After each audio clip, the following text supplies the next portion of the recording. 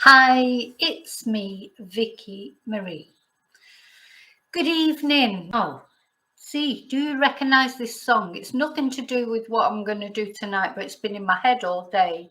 And I think it's because of if you saw the impromptu live that I did this morning for the Amy Fitzpatrick case. I think it's because of that, because she was Irish. I don't know, but it's come into my head. I can't get it out of my head. It's one of my favourite songs of all time. So I'm just going to play it briefly. I can't play it much because of copyright and things, but just see if you know this song and tell me, do you like it?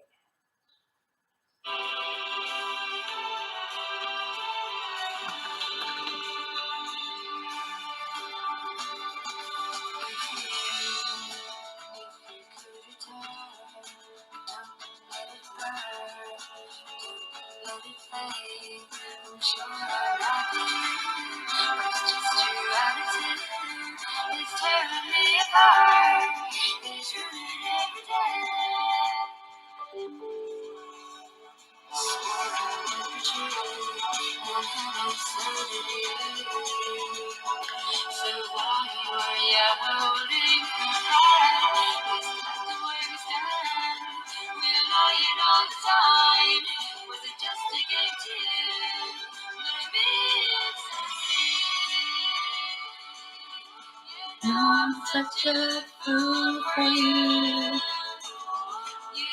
Anyway, do you know what it is? As I say, I can't play it for long because there'll be copyright on that. I'll get chucked off or something, but I love that song and it's just been playing through my head all day, I think, as I say, because of the Amy Fitzpatrick case. If you haven't watched that video from this morning, have a look at it.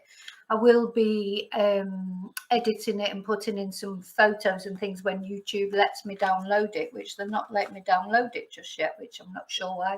I think with live streams, I suppose I have to just check them, make sure I don't know, there's nothing weird in there or whatever, but it's not letting me download it at the moment. But as soon as I can download it, I will be adding photos and making it a better video.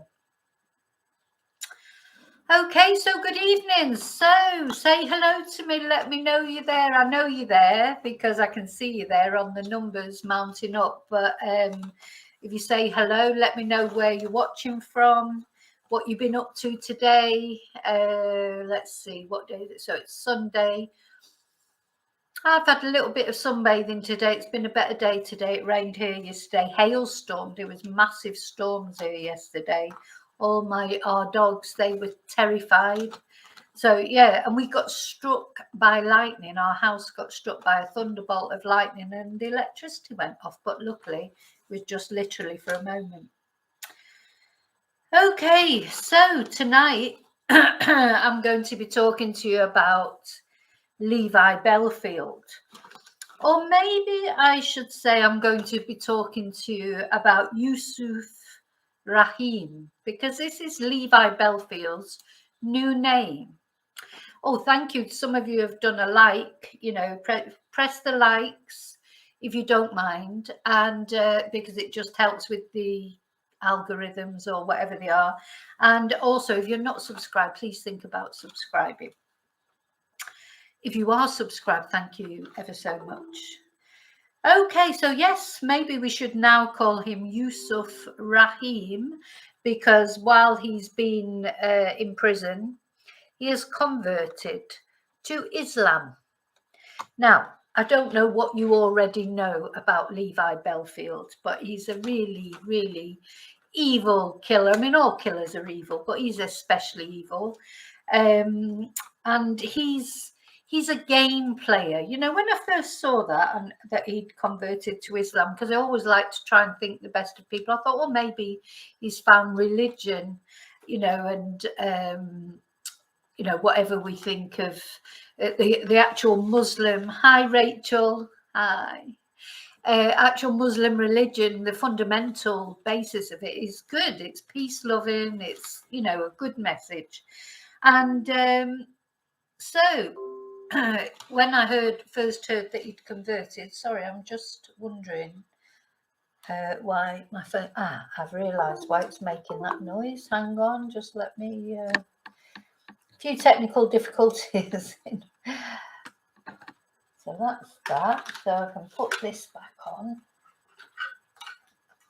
Gosh, I was all organised and then everything always goes wrong, doesn't it?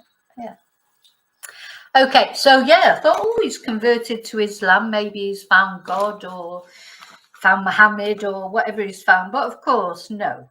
It turns out that if you, apparently there's an absolute sort of surge of what are called convenience Muslims in prison because they get a better diet. They get, you know, because a lot of them don't eat meat. So they get vegetarian diet, they get more food. They get let out for longer periods, I presume, to pray. They have to go and pray, don't they, so many times. So some of these people who were never Muslims have converted. I don't think they should be allowed to do that, to be honest. You know, if you're a Muslim, when you go in, well, fair enough, that's what you are. But why should you be allowed to convert to a Muslim just because that gives you better perks in prison? Anyway, so there's a few things that while good old Levi has been in prison, he's learnt that he can drip feed these bits of information about victims that weren't known about. And although his lawyer insists that there's no advantage for him in giving this information, it's all right. Don't worry about your spelling, Rachel. I'm rubbish at spelling as well.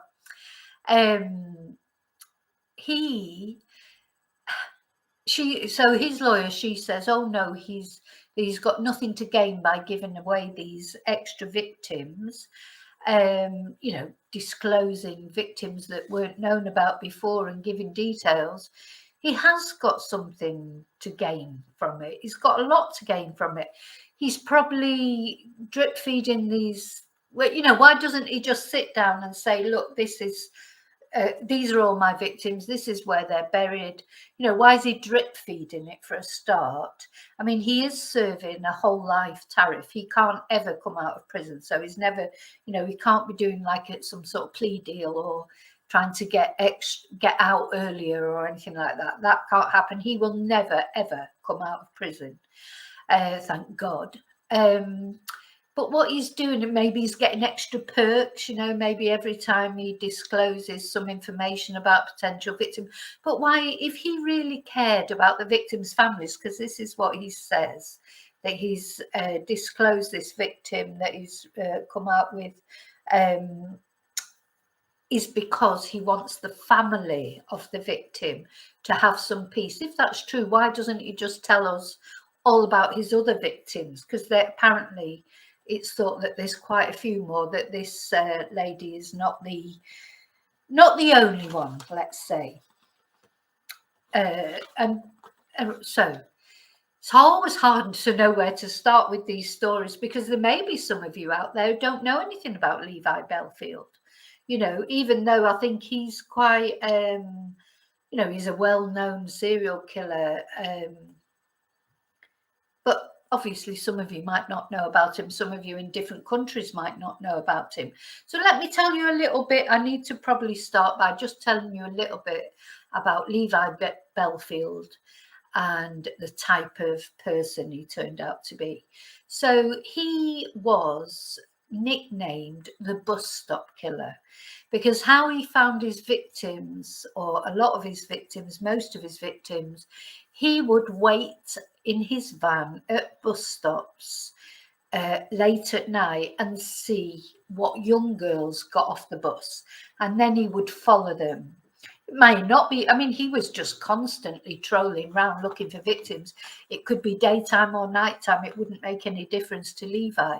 Some people even think, well, we know because we've got CCTV, that he would actually follow buses. So he would just drive around at night or in the day, following buses and seeing, you know, buses are lit from inside. You can see quite clearly from the outside who's on those buses, especially when there's not many people on them. So if he spotted a young girl on the bus, he would then follow that bus until that young girl got off the bus, and then he would follow her, bundle her into his van, and or sometimes he wouldn't even take her away. He would just kill her there and then with a hammer. He would go up behind her and kill her, or run her. He run one victim over with a car several times. She luckily survived. And we'll be talking about her. We'll be talking about all the victims that we know about. So that's what he did, and he did this for quite a long time. You know, quite a few years that he did this, but he was finally caught. Now, when he was first caught, he was in fact only charged with 2 murders, which were, let me just get up the names. Gosh, I have my notes all over the place. I should be a bit more. So it was, let me see, Amélie Delagrange. She was a French student. I hope I haven't pronounced that wrongly. I probably have pronounced it wrongly.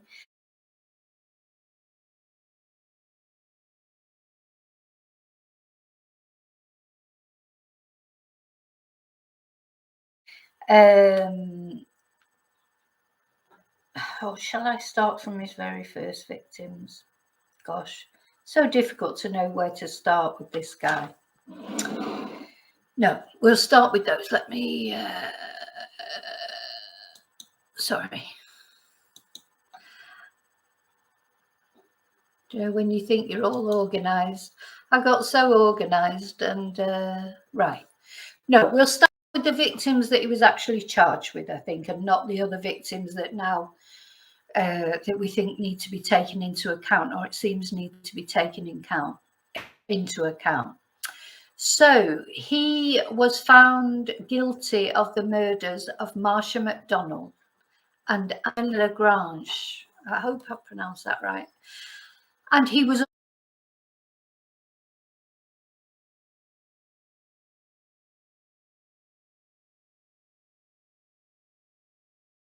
also charged with the attempted murder. That was really what caught him in that. This is what he was initially charged with. He was later charged with another murder, but that was later on when he was already in prison. Katie, a very young girl, she was coming home, got off a bus, was walking home. She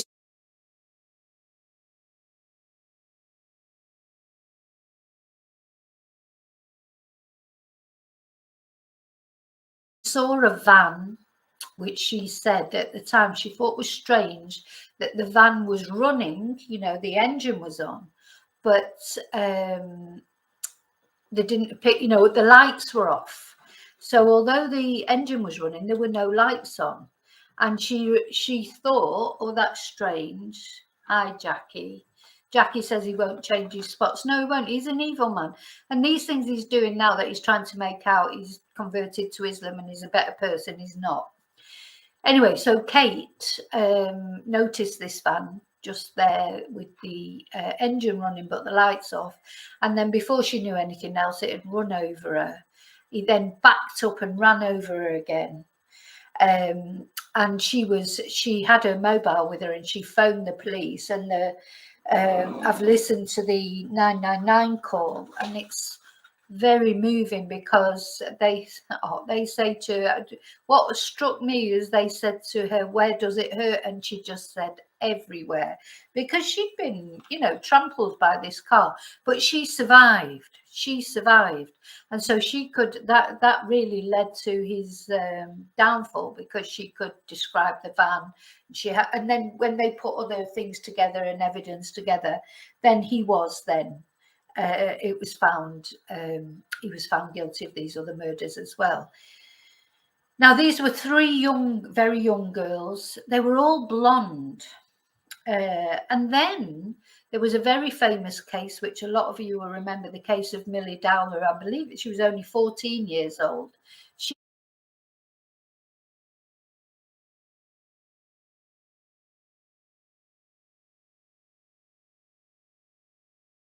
She disappeared again near a bus stop. And then later, her remains were found in Woodland, and eventually Levi Bellfield, while he was already in prison, he admitted to the murder of Millie Dowler. So he's in prison for 3 counts of murder. He's got a whole life tariff. He'll never be out of prison. He's got no chance of parole. He's one of the very few prisoners in Britain that have this whole life tariff, that they can never be released. Now, so apart from converting to Islam while he's in prison, he's also become engaged to be married. I mean, what is wrong with these women? You know, you quite often hear this, you know, of women, they start writing to these killers.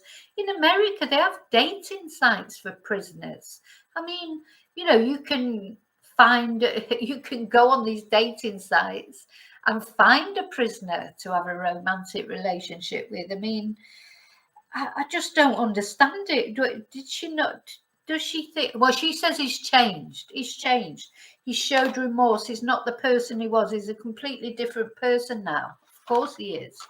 But I don't know. Anyway, he applied to be married to this lady who we don't know her name. Her name's not been disclosed, but she's given a few interviews.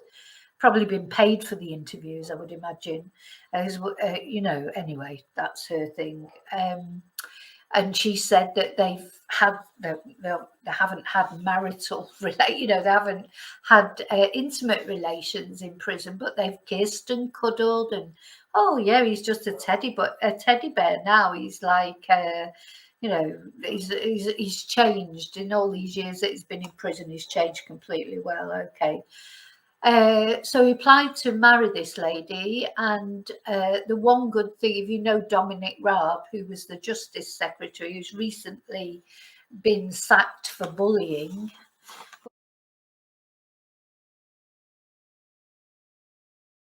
But one good thing that he did do was he blocked this wedding, and he was trying to start a new law where people could not get married if they were in prison for murder, etc.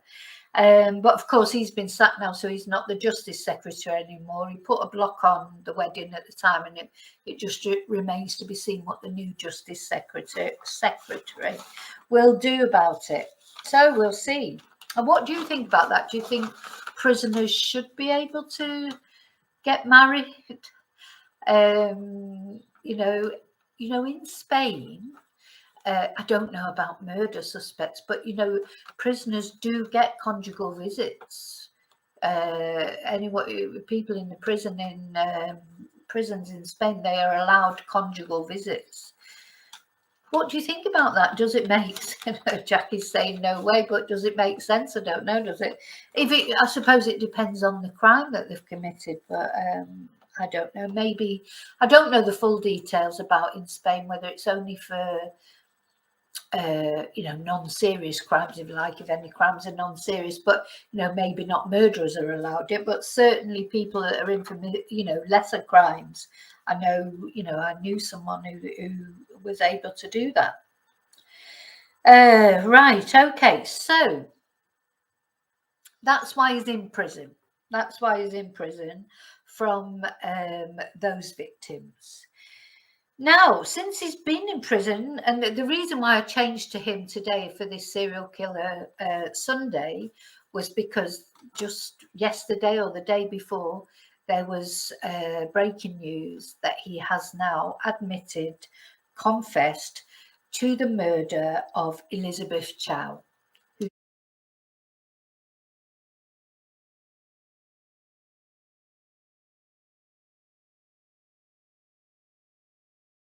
Disappeared quite a while ago, I think. Probably haven't written it down. If I don't write it down, I don't remember it.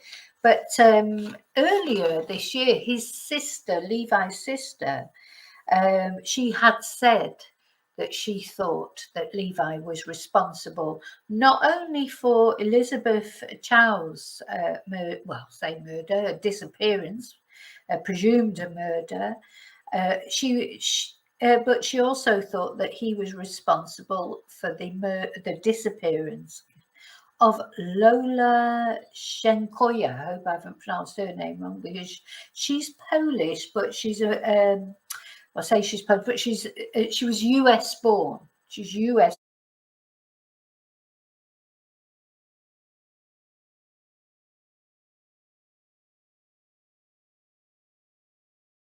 born. And she hadn't been in London very long when she disappeared, and she was 27 years old. Now, the thing with Elizabeth and Lola, which he hasn't confessed to the murder of Lola yet, he's suspected of it, but he hasn't confessed to it. But his sister insists that she thinks he was part of it, because he mentioned these disappearances to her. He actually brought these disappearances up to her. So that's why she thinks that he may be responsible. Now, they are a difference from his usual victim type, because a lot of serial killers have a victimology, that there's particular victims. You know, they might like blondes, or they might like brunettes, or they might like women with long hair, or, you know, they tend to have a type. And of course, Elizabeth Chau, she is Vietnamese, so she's Asian. And the other lady, Lola, she is a woman of colour. She is a black woman. And so that might have thrown the police off a bit, because it was assumed that Levi Bellfield had a victimology, a type, because it was normally young blonde girls that he used. That Debbie Langton. Hi, Debbie.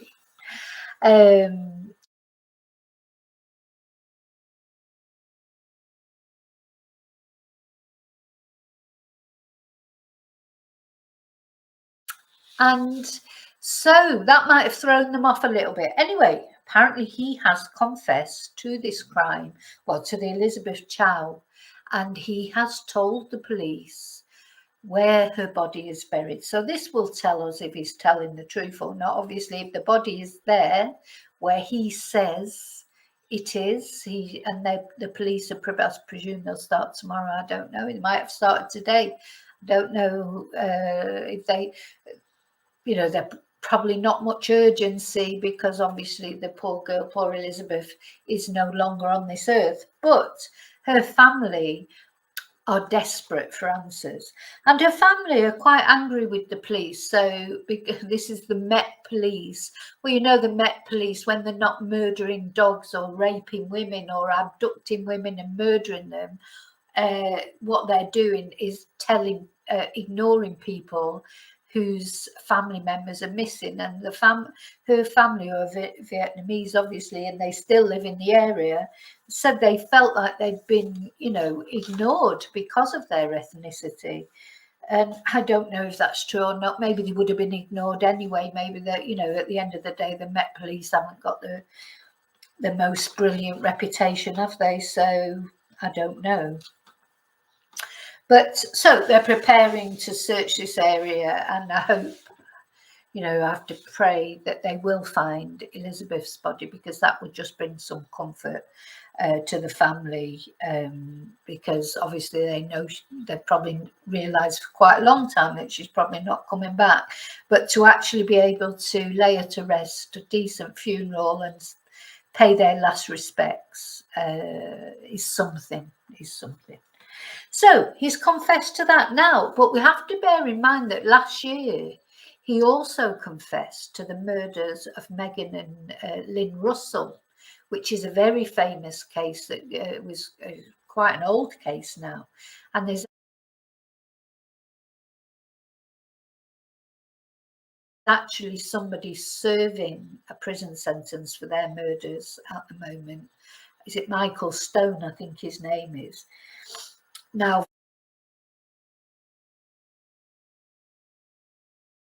from the research I did today on that, it's felt that it's not true that Levi committed those murders, that they're holding a review on the case, but they feel, the general feeling is, it's going to be found that no other action should be taken. I know, Debbie, what's that? Do you think, why, what is it because maybe it's always been the same, Debbie? Maybe they've never been, they can't be perfect, can they? But is it because we get to know about things more now because of social media, YouTube, etc.? Hi, Sheila. Sheila's a real detective as well there. I think Sheila knows a lot about, she probably knows as much, if not more than me, about a lot of cases. She does a lot of digging, don't you? And it's is that why that it seems like there's this abject failure in the police, the Met Police, the Lancashire Police? You think, well, are any of the police any good? Or is it just because we delve into things so much more now?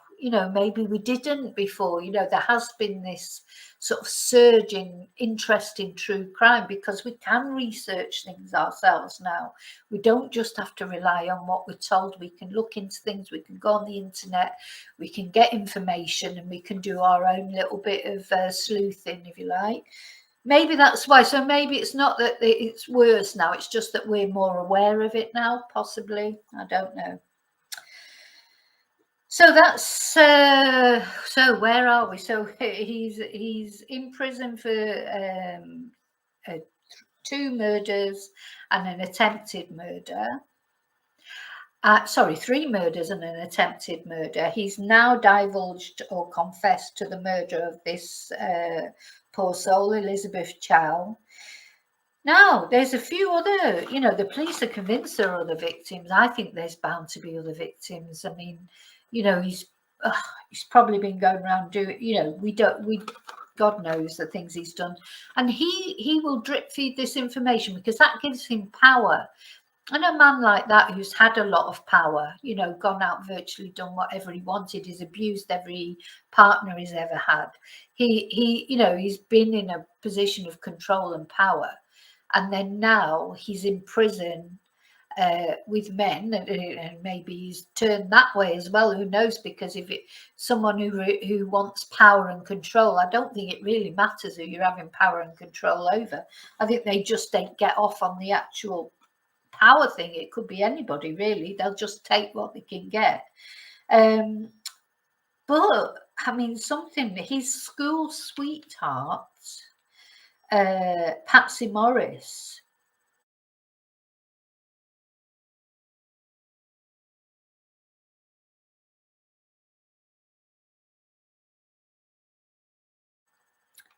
she was 14 when she was found strangled on Hounslow Heath.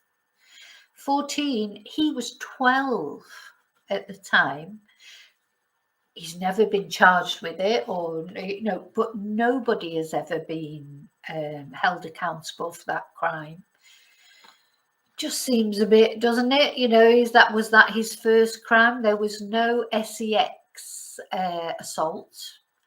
It was strangulation, which isn't really his. He tends to go behind, because he's such a fucking coward. He goes behind young girls and whacks them on the back of the head with a hammer or runs over them in a car normally.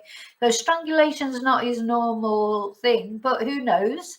But how, we'll probably never know if that was him or not. But it just seems a coincidence, doesn't it? He's a serial killer. She was his childhood sweetheart, and she's found strangled, and nobody's ever been held accountable for it. Another victim that the police think might have been his. Again, this one doesn't really fit into his mould because she was 51 years old, and he normally killed young girls. But again, depends, doesn't it? If he just comes, if he just gets an opportunity and takes it. And she was murdered, and her bag exit in October the 20th in 1990. So it was about the time that he was operating. Her belongings were untouched, but a neck chain was stolen from her. Her name was Judith Silver.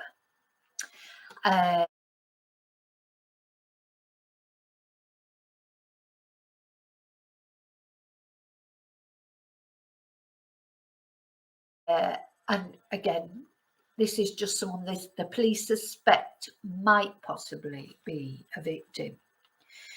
Then there was there are a lot of Polish names here and foreign names, which I'm just so sorry if I pronounce it wrong, because I'm bound to. But anyway, Iona Kaminska, who was a Polish student, aged 20. That's more his sort of normal type, if you like.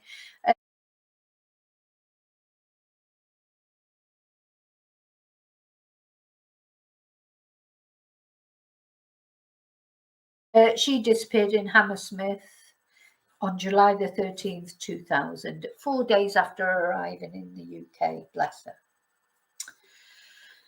And then one more, and this was definitely his victim. Now, what about this? So Anne-Marie Rennie, she was 17 years old.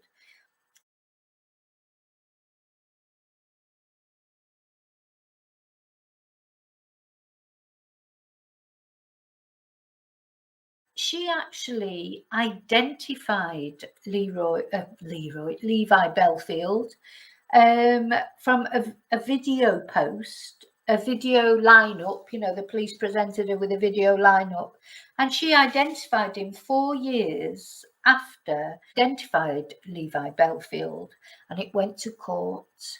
And in 2005, but the jury couldn't reach a verdict, so he was not prosecuted, even though he was actually identified by the victim.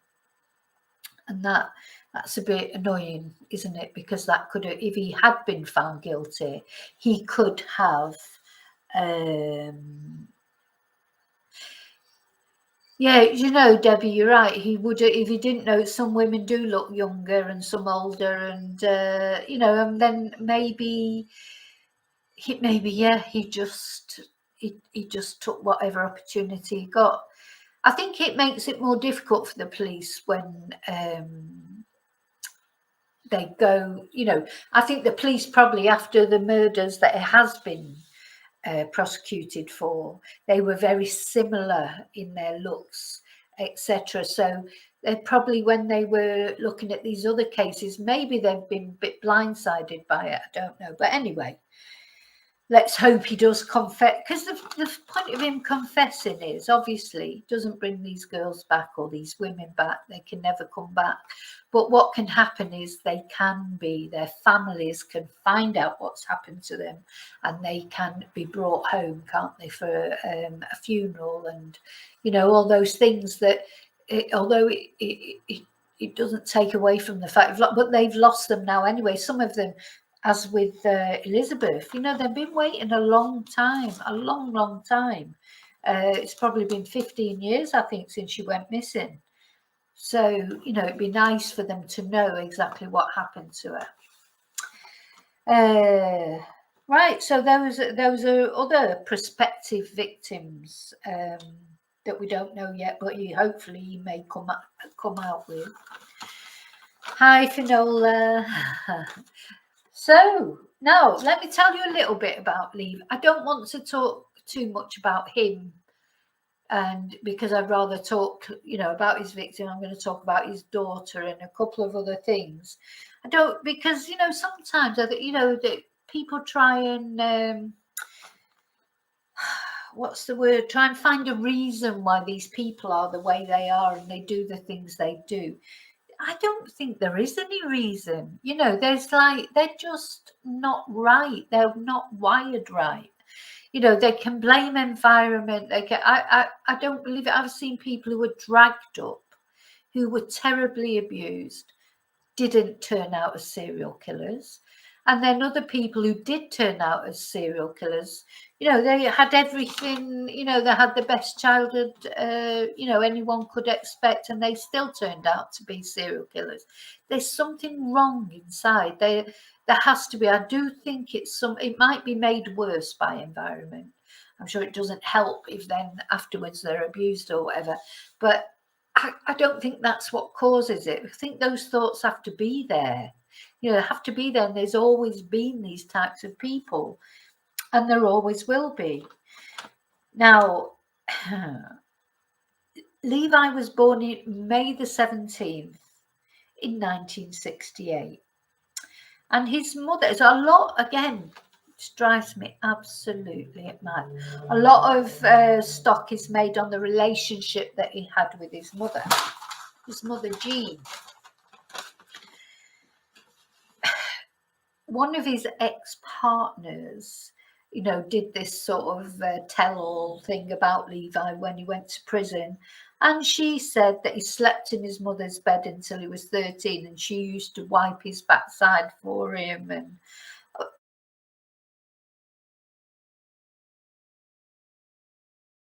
lots of things, that they had this really sort of strange relationship. Yeah, I expect there's lots of boys like that. Oh yeah, his birthday's in a few days. Oh, shall we send him a birthday card? I think we should send him a really horrible birthday card. Aye. Yes, Millie Dowler. Millie Dowler was very young, wasn't she? She was only 14, I think. So anyway, so yeah, I can't blame it on his mother, for goodness sake. Anyway, she's no longer with us, his mother. She died at the age of 81 with a lung condition.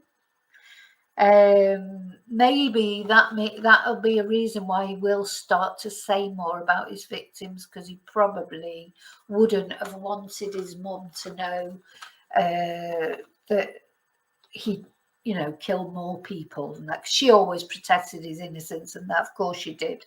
I mean, his ex-partner said, oh, she couldn't seem to do any wrong, but I think there's a lot of parents who are guilty of that. I mean, not murder, obviously, and things that I think it'd be hard to accept, wouldn't it? I mean, you have to feel for the parents, because you wouldn't think your child was capable of something like that, so it'd be hard to accept. But as far as normal life's concerned, you do tend to take your child's side in things, don't you? And that, I think that is human nature, really, to be honest. And abusive, he raped her, etc., etc. But she came out and did this story. That must have been quite difficult for his children, I suppose, to hear all those details as well. But anyway, for whatever reason, she did come out. His sister said that he was clamping in that area. So he was a wheel clamper. He's done various jobs. He's a bouncer, a wheel clamper.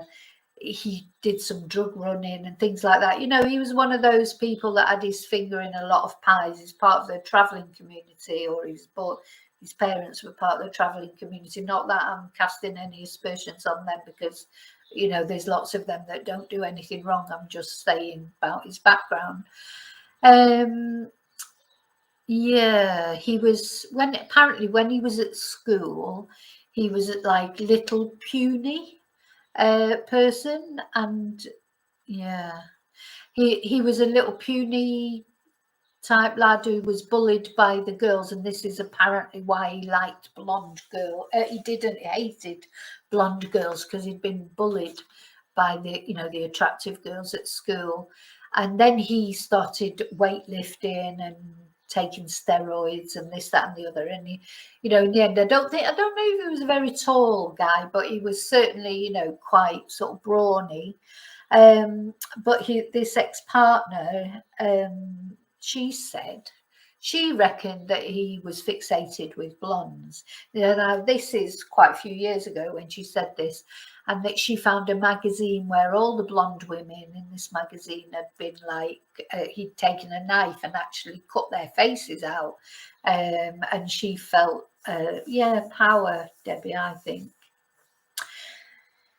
Anyway, we don't know. Only he knows the reasons why he hated blonde women so much. Apparently his mum, because people say these things, that said, oh, his mum had dark hair, so that's what, you can put all these reasons in. Maybe just look for vulnerable victims. He's following buses around. If he sees a schoolgirl get off the bus, or a young girl, it tends to be young girls wandering around at night, doesn't it? And maybe it's just coincidence. If he just saw a woman in a vulnerable position, it wouldn't matter who it was. Okay, so another thing I want to I started off because I didn't want to do like the thing about his life and what he did. I wanted to talk about the victim, you know, the bad things that he did in that sense, and the victims and the possible victims that are still left to find. And then something else that came up while I was doing the research that I did want to talk about is his children. So he's got 11 children by 3 different women.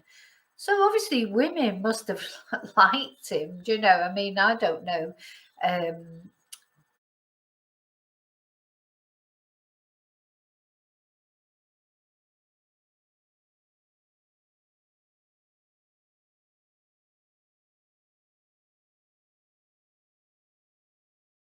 He must have been able to be charming at times, at least to, you know, to find these relationships, even if they turned into nightmare relationships afterwards. There must have been, and well, that, you know, you only have to look at his photos and that he's not. They didn't like him for his looks, did they? I mean, he's not really what you'd call a handsome guy. So what did he have? Now, Debbie's mentioning there about David Carrick. Yeah, I'd like to do a video. Obviously safe. She was just walking up the road. She'd probably done it. Like, she'd got off a bus, I think she'd had a coffee with her friends or had a drink with her friends or whatever, and then said she would walk home, and literally just sort of vanished on the way. And he just happened to be this ex-partner that I was talking about. She had a flat around the corner from there, so he was probably hiding in the bushes, and he's just took a chance and grabbed her. But you know, who knows? Well, he knows, I suppose. Okay, so yeah, I want to talk about his. So he's got 11 children by 3 different mothers. So yeah, women must like him for some unknown reason. And I want to talk about his oldest daughter because she has Bobby. That's it, Bobby. Now, the information that I read about her, she was only 17 then at the time, so she's in her 30s now, I would imagine.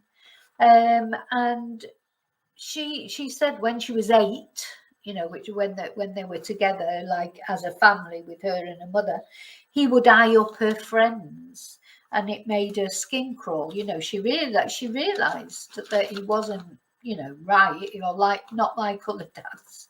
And he would make her go with him, like, and he'd be stalking girls, and he'd say, "Oh, what do you look at the arse on that?" Or, you know, actually to her when she was an 8-year-old child. And she hasn't seen him since Christmas 2002, but he beat her mother black and blue, you know, so she lived through all that, abuse, you know, she witnessed all that abuse, etc. It must have been awful for her. And he would make her go with him when he did, he made her go with him when they did like robbed, was it a jeweler's or was it a newsagent's? They robbed a shop, him and, you know, because he had his fingers in all these nefarious pies and that, but he would make her accompany him. And he said he always had cash because he was always doing drug deals, so he always had lots of money. But, you know, his violence towards her mother, one time he hit her with a bike wheel and a brick. So nice, yeah. But his current girlfriend, who he's met while he's in prison, insists he isn't a monster, he's changed. Well, I don't know. What do you think? Do you think he'll have changed? No. Now, I think this is going to turn into a long-running saga with Levi Bellfield. David Carrick didn't kill anyone but tried to kill himself. Yeah, I didn't think he had actually killed anyone. I mean, not, you know, doesn't make him a saint, but I didn't think he had killed anyone. But he tried to kill himself, yeah. Same as Wayne Couzens, because of course Wayne Couzens, he's the other Met police officer, isn't he, that killed Sarah Everard, and he's in prison. I think he's got a whole life tariff as well. Does anybody know? Has he got a whole? There's not many people in Britain have a whole life tariff. But I think Wayne Couzens might be one of them. Okay, so I think that's all I prepared about Levi Bellfield. Now, oh, sorry. So I was saying, so yeah, I think this is going to be an ongoing thing for Levi. Now, bear in mind, he's not going to, well, apparently he did attempt to self-delete once. Maybe it would have been better if he would have actually managed to do it. I don't know. I don't know what your thoughts are on that, because at the end of the day, he's going to be there in prison just trying to make the most of the system, pretending he's converted to Islam so he can get better food and more time out of his cell. You know, maybe it would have been better if he would have been successful in doing that and just, you know, but having said that, if there's still victims out there, that it might be a chance that they get found. Probably better that he didn't. But I think he's going to drip feed this right through his sentence. So he's feeling good. He's in power. He's in control. He's still managing to inflict misery, even though he's not at large in society, because. Hi, Jill. Yes, of course, it's always better late than never. Don't forget, oh gosh, don't forget to press like. When I talk for a long time, because I did quite a long video this morning as well. I feel like I've been talking a lot today. All my mouth gets all mixed up. So, so what was I saying? So I got distracted again. Yeah. If he can keep the attention on him, because at the end of the day, when you get a narcissist, a serial killer like that, who's got pleasure out of inflicting damage on people, and then suddenly he can't do that now. He can't do what he was enjoying. You know, that was like his hobby, wasn't it? You know, most of us choose gardening or sort of making YouTube videos or doing whatever. But no, for Levi, really, his sort of extracurricular activities were going out and killing women. He can't do that now. So the nearest he can get to it is by attracting, or this is what there's, you know, a lot of the police are saying about him now. It's the attention.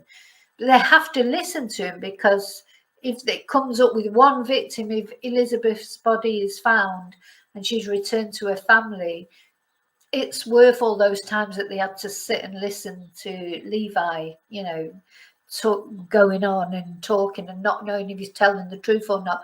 Like with Meghan and Lynn Russell, they don't know if he's telling the truth or not. I don't know why they don't believe him with that one, but they believe him with this one.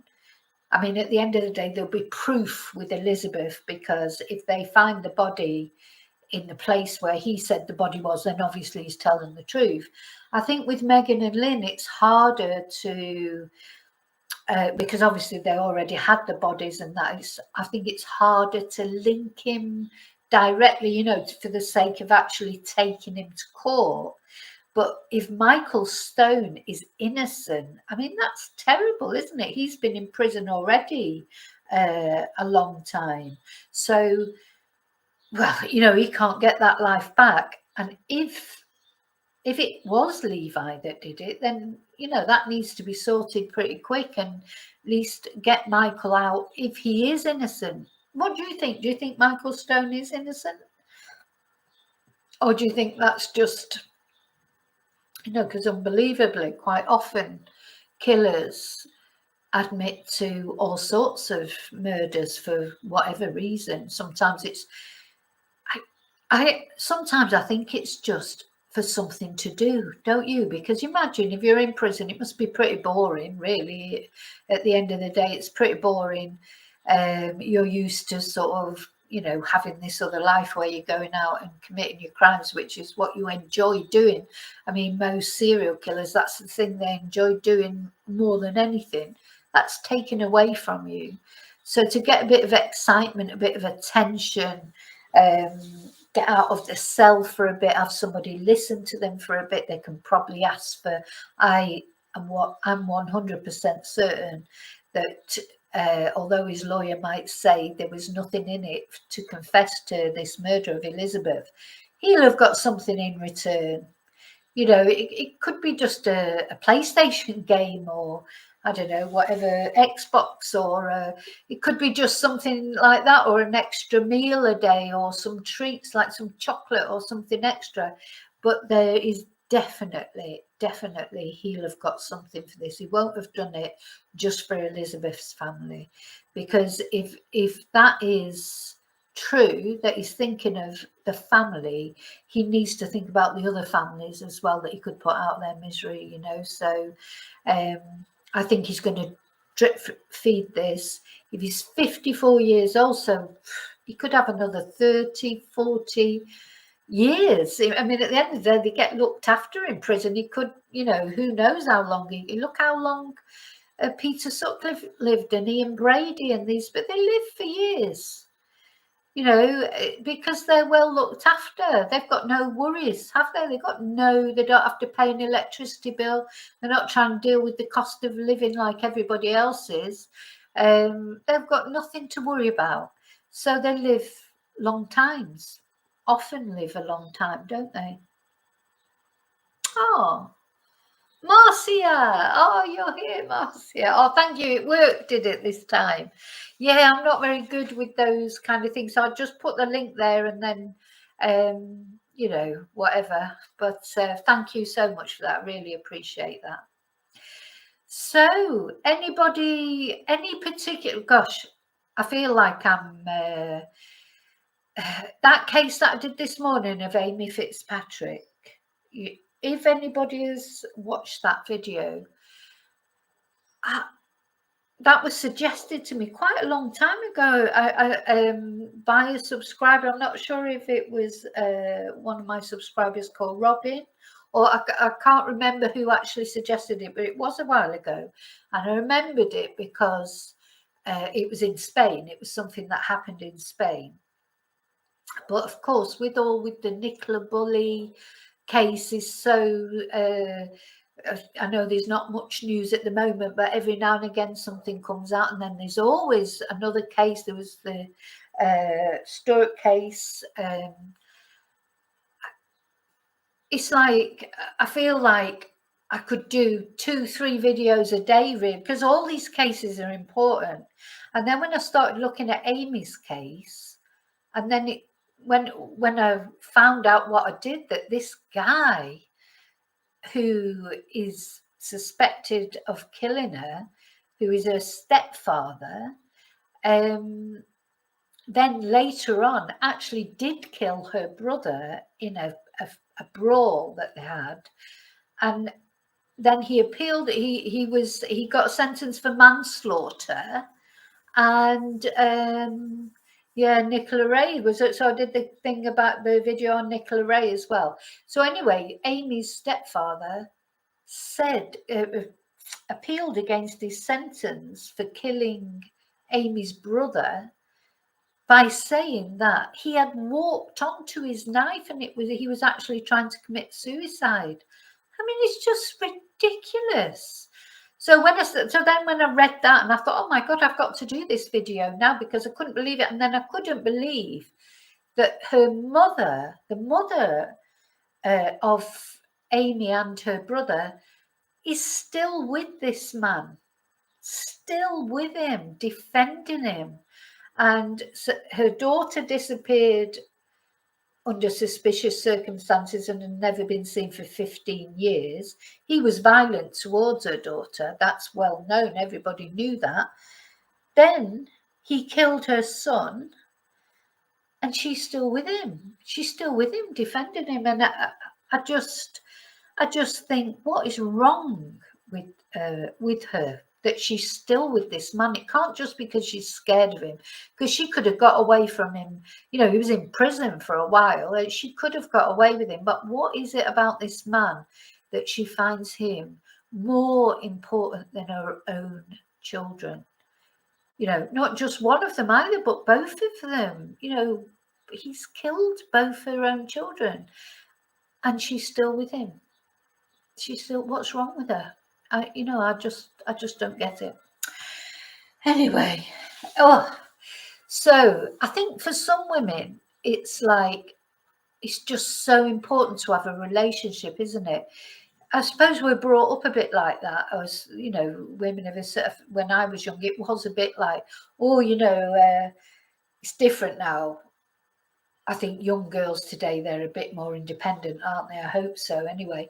But like years ago when I was young, it was like your reason for life really was to get married and, have children, and you were encouraged to get a boyfriend, and if you didn't have a boyfriend, it was, oh, you haven't got, oh, you'll meet someone, like that was the most important thing.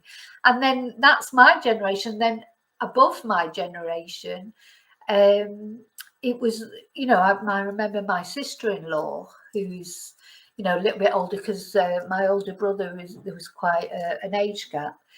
When she went along to get a mortgage, when they went along to get a mortgage, many years ago, they wouldn't take her earnings into account, because they said she was of childbearing age and she'd probably give up work soon anyway to have a baby. And she had a really good job in the social service. She was actually earning more money than my brother, and that's what she was told, because that was, I'm sure that's different now. But yeah, there's a certain women, they just can't be on their own. And probably certain men, well, I don't think any man can be on their own. It's rare for men to be on their own through choice. Women can be on their own through choice, because I think because they have female friends. So women don't always rely on men for their friendship, whereas men tend to maybe not talk to other men so much. And gosh, I feel like I'm not explaining this much, but this very well. But I think it's generally accepted that it's rarer for a man to be voluntarily on his own, whereas I think these days now women are choosing, to either not have relationships or not actually live with someone. But what do you think?